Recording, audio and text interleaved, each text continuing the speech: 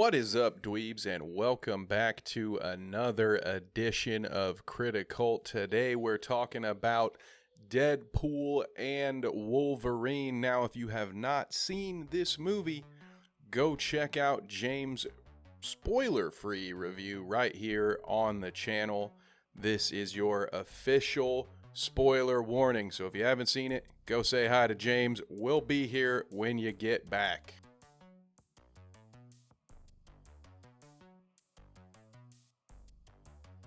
Hi, welcome.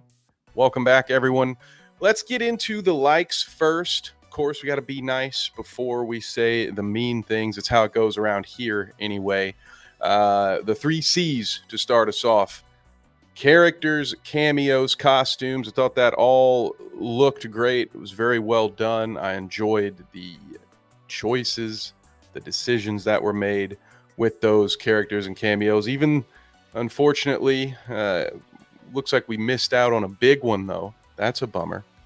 I also thought the action scenes were really well done.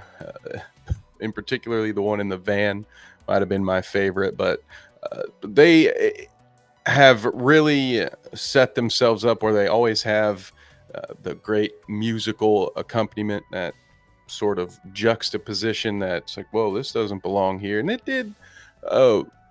Another great job. I thought the opening scene was pretty cool. Always love their opening credits. So all of that stuff hit the expectations for me. The comedic beats were good. I've said many a time on this channel, I think that the MCU can get a little too heavy with their comedy. You're kind of letting the air out of the bag when you're trying to fill that bag of tension.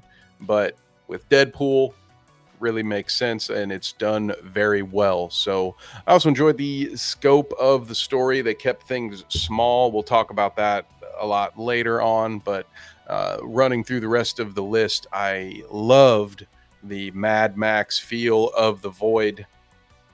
Fans of the channel know how much I love Mad Max and Mad Max lore. Playing through the, I guess at this point, old game, 2014. Yeah, that's been a while.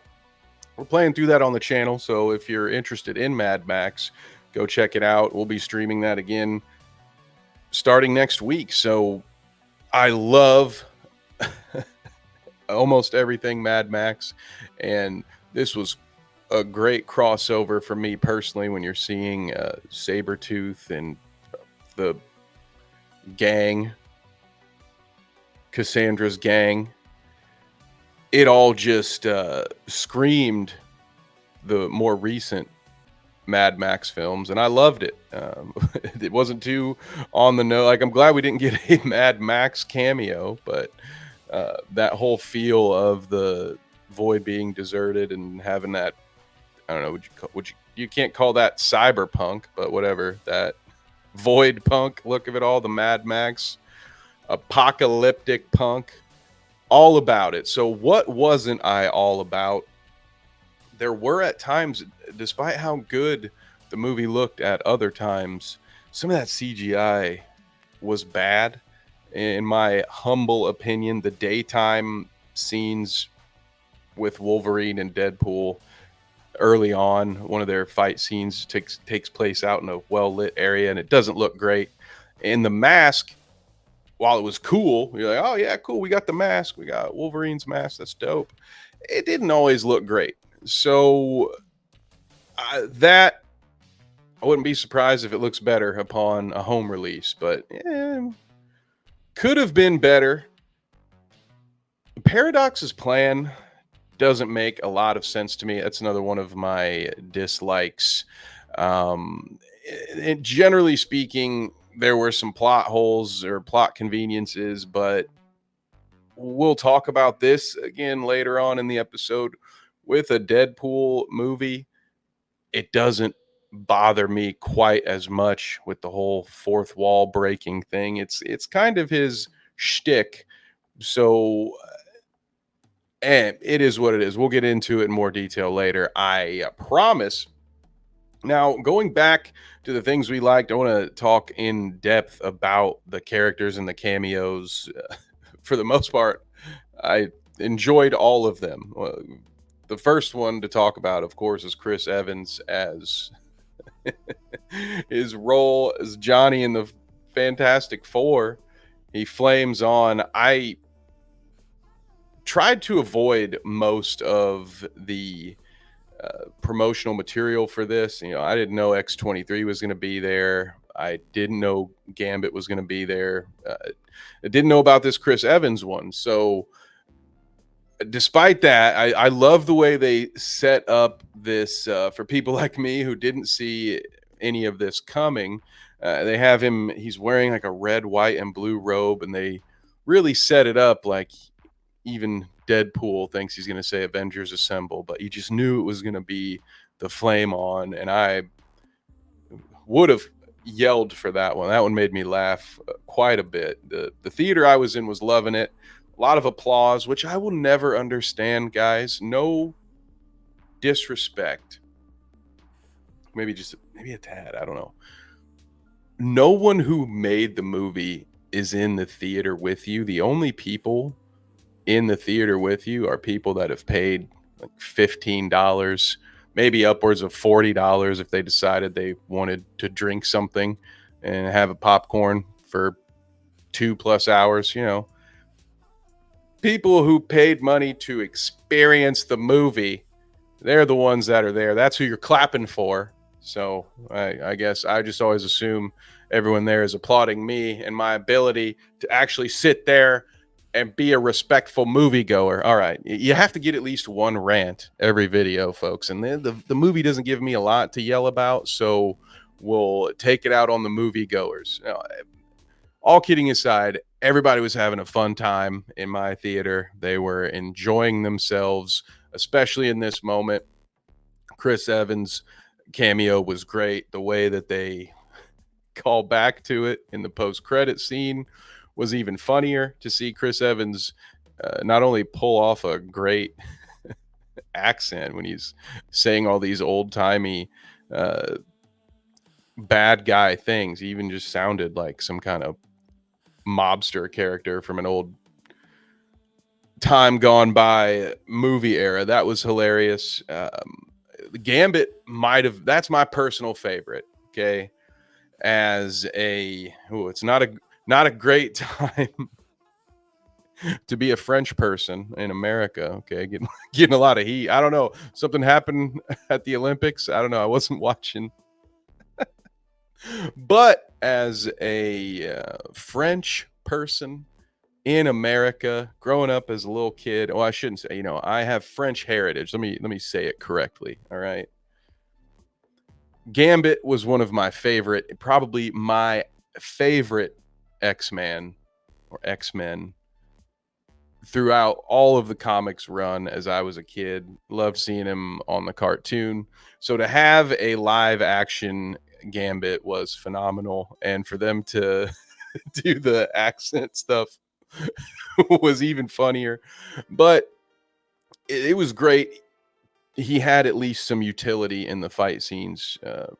That was where I thought the CGI looked pretty good in the scene, but I might have been just caught up in the moment. So let me know in the comments if you didn't think it held up. I was watching that through rose-colored glasses at that point. I was like, oh, my boy Gambit is here.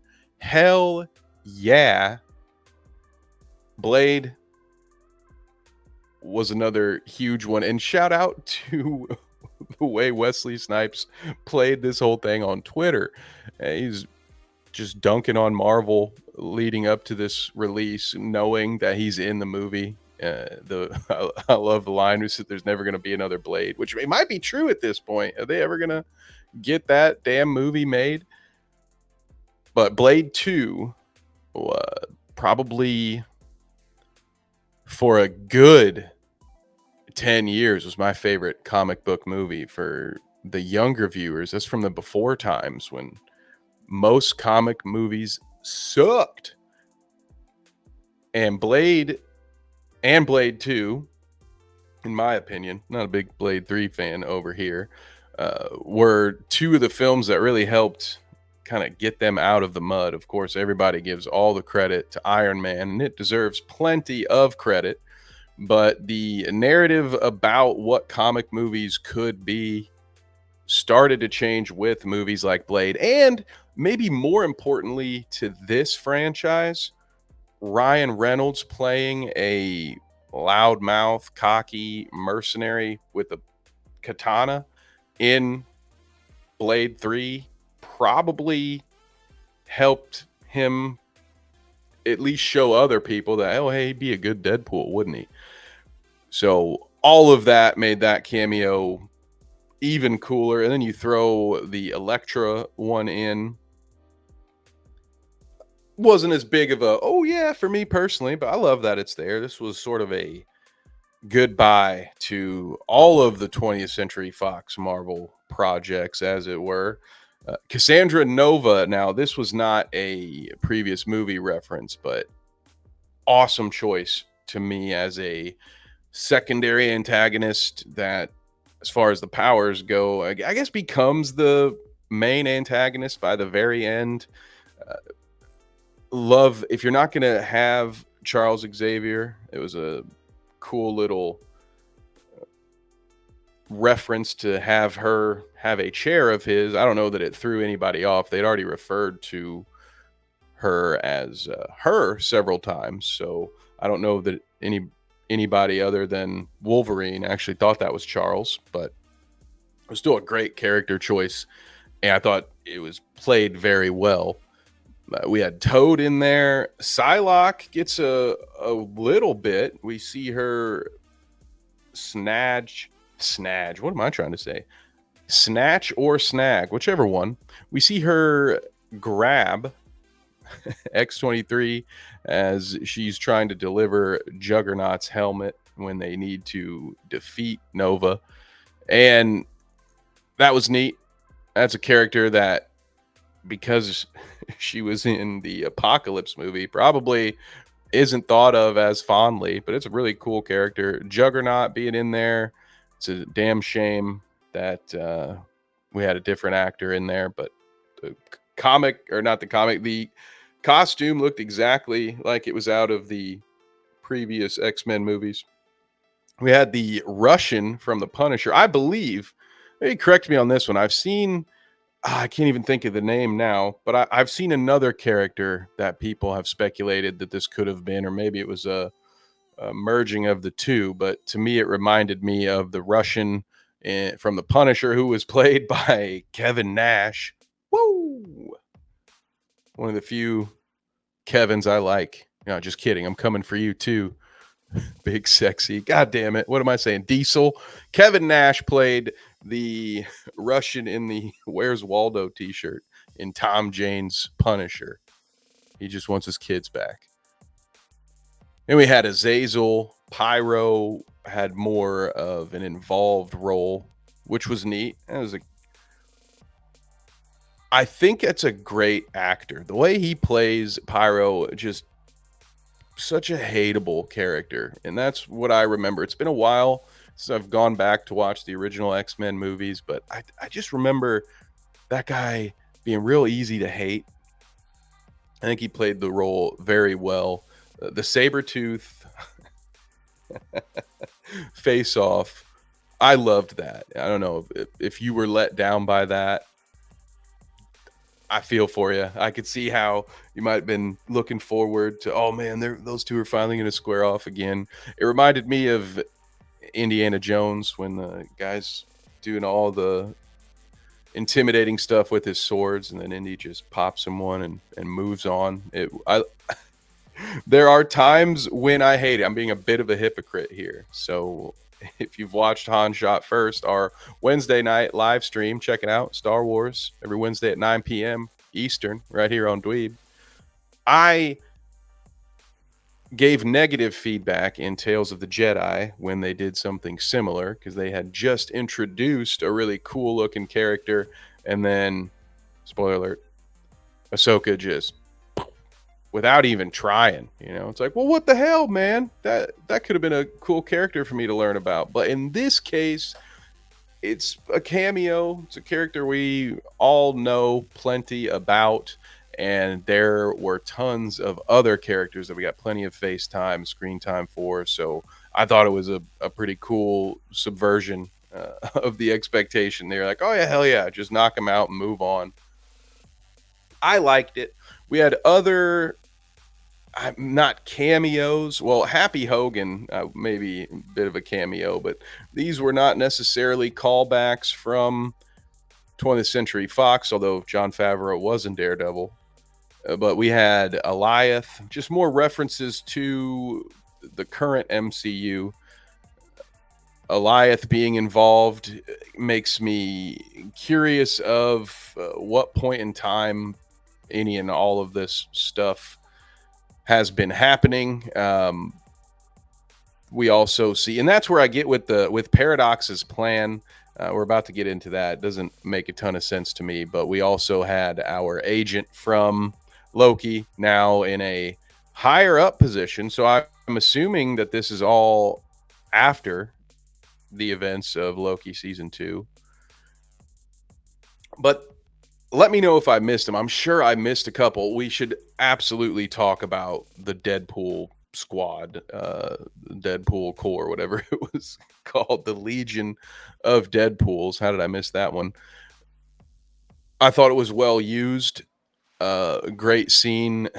I had a lot of fun following the cowboy pool around as he tried to escape. The whole nice pool thing might have been a bit overdone. Maybe I'll throw that in a dislike. There we go. Try to level this thing out a bit. It was funny, but I think it got played out a little bit after a while. The dog pool, maybe the same feedback, but you know it's a dog, so you still just had to love it. I loved it.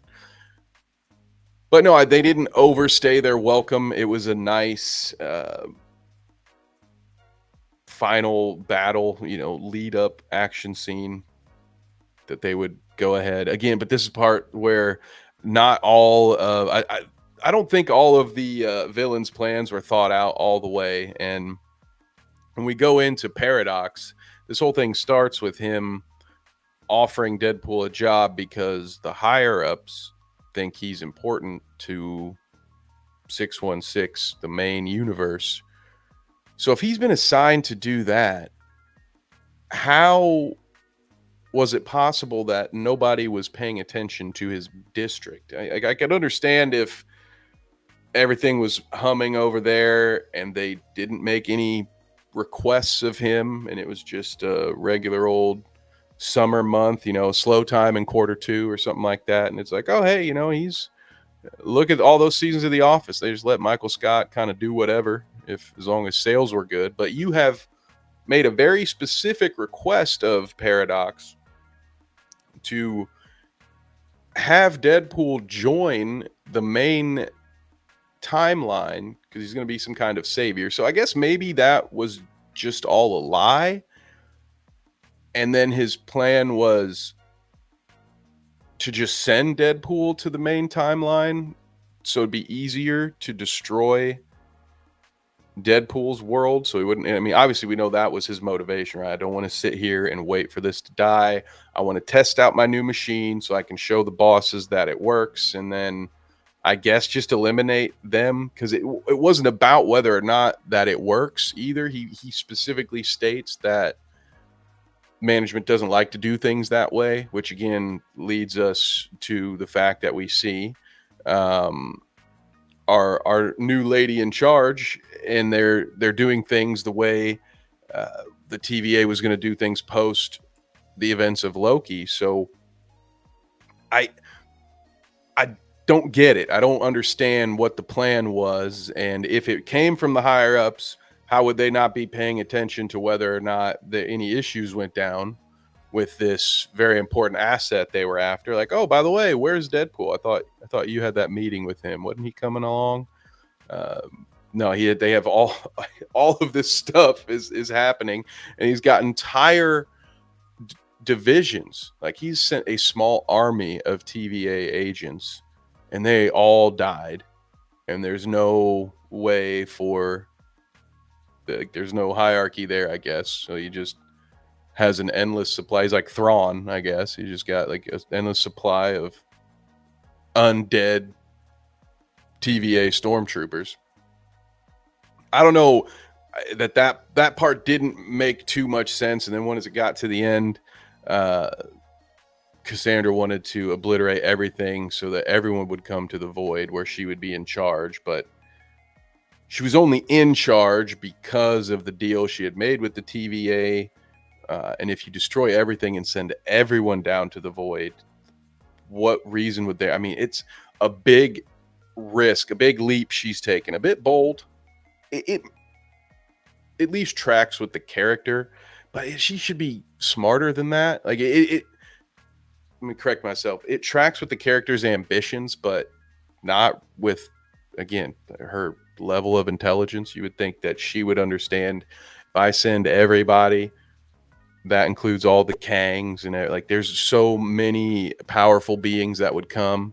Uh, every version of Charles Xavier that's still around who has defeated her in the past. So it just, the villain's motivations did make a whole lot of sense. And I liked that it was a smaller scale story. I don't think a Deadpool movie is ever going to have a major impact on the MCU at large. I will discuss that here in a moment. But so I there are parts of the story that I liked, and again, because it's a Deadpool and because I view it as a one-off, that's not really going to have too much to do with the main overall story. You can kind of hand wave these things, but I still wanted to point them out because it by no means is a flawless film. And they cut out Rob McElhenney's cameo, so clearly there's some problems going on. What is wrong with that editing team? But let's get into probably my final point here, and that was the impact of the overall storyline and whether or not that was a good fit. I think personally, this was right about what I expected. They make reference to the Loki show and everything that is currently going on. It fits within a lot of what we understand, like with the pruning and getting rid of this timeline that is unstable. All of that stuff tracks. But the thing about Deadpool movies is, as long as they are going to be rated R, I don't think they're going to be able to impact the major timeline to any. It'll always just be to a lesser degree, I guess, because the MCU always is going to want to be accessible to all ages. They want to be a family event. They want to be able to sell toys, video games, all that stuff. So if you have major, groundbreaking, huge stuff happening in your rated R movies that certain parents just are not going to let their kids watch Deadpool. Now, at a certain age, as a former child, I would say, kids are probably going to go watch Deadpool at some point anyway. But the studio is going to want to make sure that all of the crucial stuff happens on their platform or in theaters at a PG-13 or PG level so that the vast majority of their audience can consume it. And despite the massive numbers Deadpool does, like there is just I think there's a certain uh, certain level of comfort that Disney Studios is just never going to get to. I mean, getting this movie made was quite difficult from what we hear, even after the success of all the others. And they originally didn't want to make this rated R, and all of that stuff eventually got worked out. But the step I don't think they'll take is saying, "Oh yeah, you know what? In Deadpool 4, he's actually going to be killing Kang," unless at that point Kang's already been defeated and it's sort of video game logic, and a former boss is now just a run-of-the-mill villain. But I just don't see Deadpool or any other rated R IP within the universe. If Disney's in charge, especially, it's never going to have an overall impact on the story, because that's just a risk I don't think they would take. So what do we think about this movie? I'd love to hear your thoughts. And if you have a point system, go ahead and share your score. As of right now, I'm somewhere in that like 7.5, 8 out of 10 range. I'm going to give it an 8 because despite all of the things that I talked about plot wise that I didn't like, I wasn't going to Deadpool and Wolverine for the plot. I very rarely would suggest, oh, if you're not enjoying the movie, turn your brain off. But the movie accomplished the things that I was going into it looking for: cool fight scenes, funny music, old music that doesn't really fit the scene. Uh, Hugh Jackman being the Wolverine and doing a great job of that. Probably should have spoke on that more, but we talked about all the other characters. Didn't really get into him, but it's amazing how over the years he's played so many different versions of this character, and they all work. They all feel like Wolverine, and it just goes to show over the years, like this dude clearly cares about that character and the impact it has, and loves the fans, and just fucking knocked it out of the park again. I love that this Wolverine. I love the reason for why he actually wears the costume, as sort of a representation of his failure, and he wears it because he let down all those dumb idiots that wanted him to wear it, and that's great. It made sense. That would be like the only reason I could see Hugh Jackman's Wolverine as he's been portrayed. Why the hell would he ever wear that? Okay, that makes sense. Stuff like that was really well done. I mean, what to say about Ryan Reynolds as Deadpool? He clearly gets it, but that's nothing new. Not breaking any news there. So again, for me, it's good, pretty close to great. But of course, I'll watch it again now that I know what's coming. Look for more Easter eggs. Look for more nitpicks. And when we are back at you talking about Deadpool again, our full on spoiler cast, where we will go over damn near everything that happened in this movie. It might run as long as the movie does itself. That'll be Monday at 6 p.m. Eastern, right here on Dweeb. That is the weekly Dweeb podcast with James and myself. So again, even if you have been here all the way with us to the end, go check out James' spoiler-free review so you can hear his thoughts on it, and join us in the conversation Monday. We would love to hear from you. We have a very active chat over there. Shout out to the dweebs over there. I look forward to seeing each and every one of you. And until then, y'all take it easy.